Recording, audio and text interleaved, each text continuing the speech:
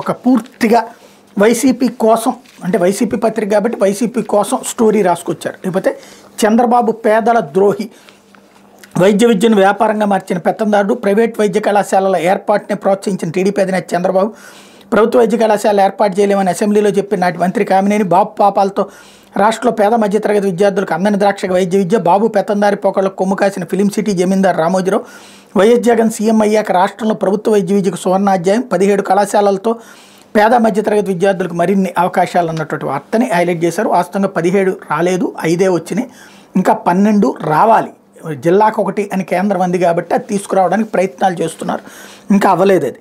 కాకపోతే వాలంటీర్లపై చంద్రబాబుది కపట ప్రేమే అంటూ నిన్నటి వరకు వాలంటీర్లను తోలాడిన చంద్రబాబు తిరిగి జన్మభూమి కమిటీలను తేవాలన్నదే ఆయన ధ్యేయం.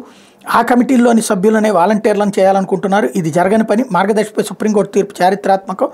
బాబును గద్దెనెక్కించేందుకు రామోజీ దిగజారిపోయారు. వైఎస్ఆర్సీపీ అభ్యర్థుల ఎంపిక శాస్త్రీయంగా జరిగిన మార్పులు ఉండవు సజ్జల అన్నటువంటి వార్తని హైలైట్ చేశారు. లేకపోతే బాబుని మించిన ఓసర వెళ్ళి